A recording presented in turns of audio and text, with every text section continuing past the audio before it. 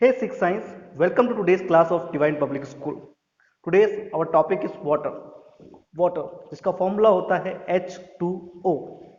Water is essential for the life to exist. ये चीज़ हमको हमेशा याद रखनी है. वाटर हमारी लाइफ के लिए काफ़ी ज़्यादा इम्पोर्टेंट रोल प्ले करता है. वाटर के बिना हमारी बॉडी का कोई भी लाइफ प्रोसेस पूरा नहीं हो सकता. 2/3, 2/3 of our body weight due to water. हमारी बॉडी का जितना भी वेट है उसका 2/3 किसके कारण है? Just because of water. Water के कारण. Blood contain large amount of water. Blood के अंदर भी काफी क्वांटिटी में वाटर अवेलेबल होता है. Most of the fruits and vegetables also contain water.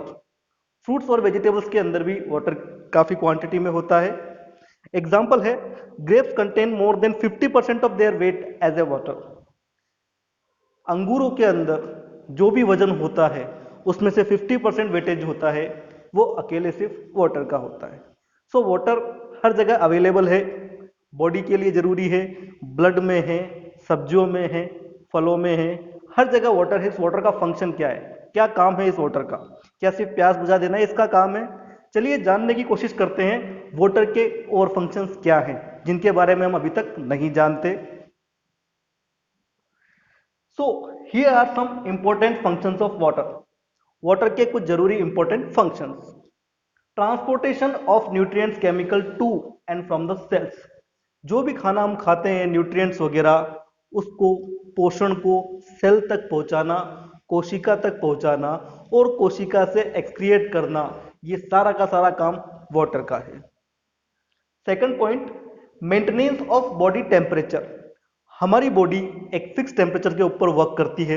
ना उससे ज़्यादा टेम्परेचर होना चाहिए, ना उससे कम टेम्परेचर होना चाहिए, नहीं तो हम बहुत जल्दी बीमार हो सकते हैं.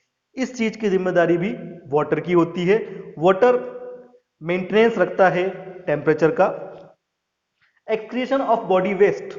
जितना ज़्यादा हम पानी पीते हैं उतना ही तेजी से हमारी बॉडी में से पॉइजनस सब्सटेंस, जहरीले पदार्थ यूरिन के थ्रू बाहर निकल जाते हैं. तो यूरिन के थ्रू पॉइजनस वेस्ट का बाहर निकलना, ये भी किसके कारण पॉसिबल हुआ है? वाटर के कारण. एक्सक्रिएशन का मतलब होता है त्यागना, बाहर निकालना. एक छोटी सी चीज आपको ध्यान रखनी है,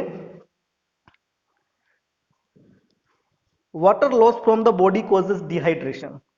पानी की कमी से शरीर एक स्पेशल कंडीशन का शिकार हो जाता है जिसको हम बोलते हैं dehydration.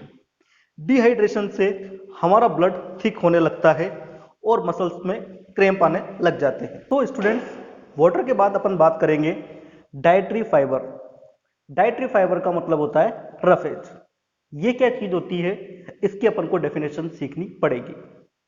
The fibrous indigestible material present in any food is termed as roughage. The fibrous, fibrous का मतलब होता है रेशेदार.